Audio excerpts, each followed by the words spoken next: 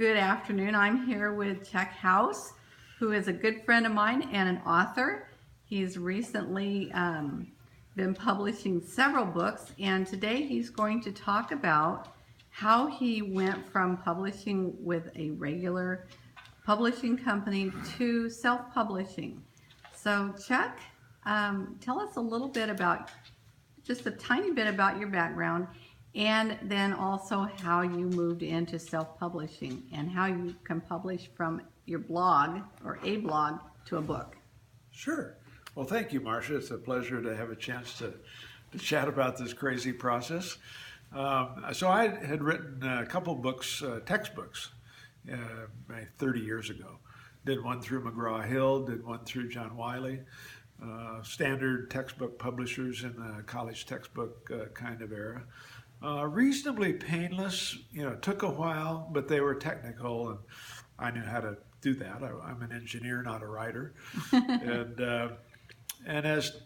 those were the kind of books back then that there was a standing order for 5,000 copies. Every business library got one. Engineering was a big field 30 years ago. And so it came time to write a history of Hewlett-Packard. Don't ask me why I thought that was something to write about, but I'd been a long time there, and I had a writing partner, and we put together this book, The HP Phenomenon. I say sometimes graded by weight, this is one of the best bargains on Amazon. It's 654 pages, and it's something like $35, so, and 2.2 pounds. I'm gonna just zone in on that for just a second so sure. people who can see how thick it is. Yeah. So there it is. It's very thick and well worth the money by the pound and by the information. Yeah, I had one of my, in fact, a colleague who was at the Georgia Tech called me later to say, I cut your book in half. He says, I couldn't hold it in bed. So it was too heavy. But he said, I saved the book jacket so it looks like it's all one book when it's on my shelf. Oh, that's funny. But that book took about 4.5 years to write. We actually went through several revisions, had a number of readers, fair amount of research. And I'd been at HP 30 years, so I knew a lot. I didn't have to do research on who the company was, but just the stories and how to put it together. Then I found out it took us 2.5 years to get it through the publishing process. We chose Stanford University Press, their business press, over Harvard for a couple of reasons. One, it's a West Coast company, and it started on the Stanford campus.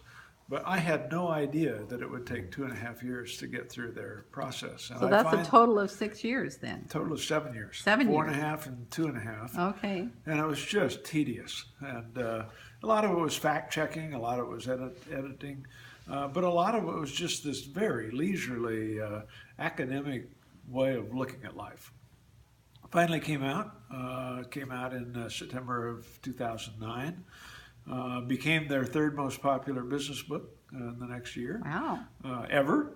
And now it also turns out Stanford Business Press is not like Harvard Business Press.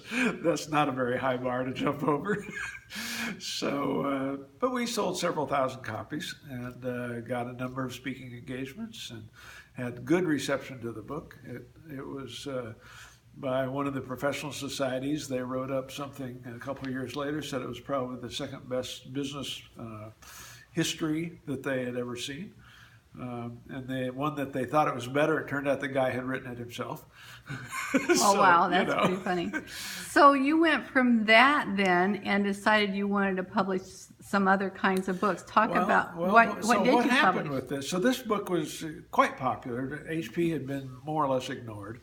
And then I got a call one day from an old boss, and he said, well, I just read your book, and he said, you left our division out. What were you thinking?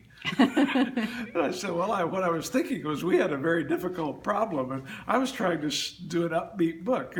I said, ours was always a downer division, And he prevailed on me. He said, you just really ought to cover some of that history. And I wasn't up to another 7 years. And I talked with a couple of the faculty at Stanford, and they said, well, we're self-publishing these days. What's that? And one of them said, well, you ought to check out a company called Lulu Press.